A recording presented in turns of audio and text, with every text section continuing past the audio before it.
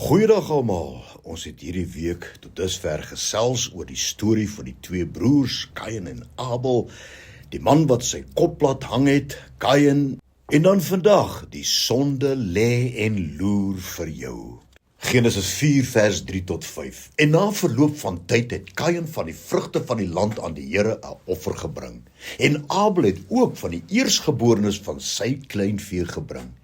En die Here het Abel en sy offer genadig aangesien, maar Kain en sy offer nie aangesien nie. Toe word Kain baie kwaad en hy het sy hoof laat hang.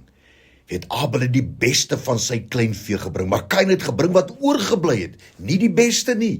Die Here het nie Kain verwerp nie, maar net dit wat hy met die verkeerde gesindheid as 'n offer aan hom gebring het, dit het hy verwerp. Maar afgesien van Kain se woede, praat die Here liefdevol met hom verder en hy sê in vers 6, en die Here sê vir hom, Kain, waarom is jy kwaad en waarom laat jy jou hoof hang? Jy weet, die Here se liefde vir ons is onbeskryflik en soms onverstaanbaar.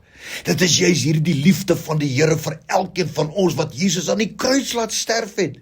Dis hierdie liefde van die Here vir jou wat hom laat uitroep en sê in Jesaja 43 vers 1 tot 3. Maar nou, so sê die Here jou skepper en jou vormeerder, wees nie bevrees nie, want ek het jou verlos. Ek het jou by jou naam geroep, jy is myne. Met liefde praat die Here met Kain verder en hy sê dan in Genesis 4 vers 6 en 7, waarom is jy kwaad en waarom laat jy jou hoof hang? Is daar nie verheffing as jy goed doen nie?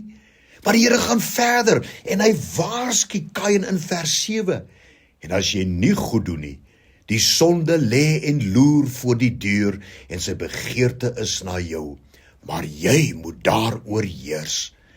Die Here se onbeskryflike liefde vir ons laat hom beloof in Johannes 14 vers 16. En ek sal die Vader bid en hy sal julle 'n ander trooster gee om by julle te bly tot in ewigheid. Is dit nie wonderlik nie? Dan vers 18.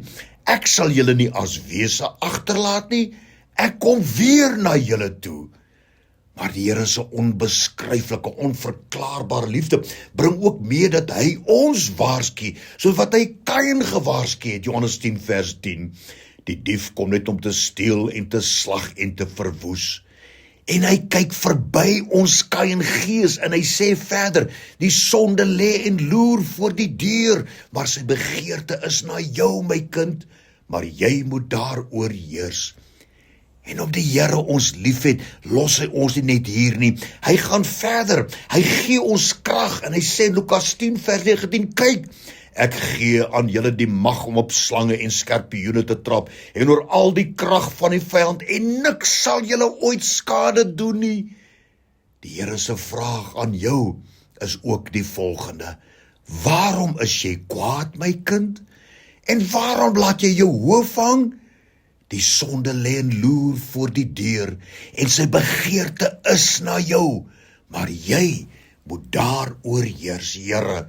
Dankie dat U ons help. Dankie dat U ons die krag gegee het, Vader, om enige versoeking te staan en ook om dit te oorwin. Dankie vir die liefde in Jesus naam. Amen.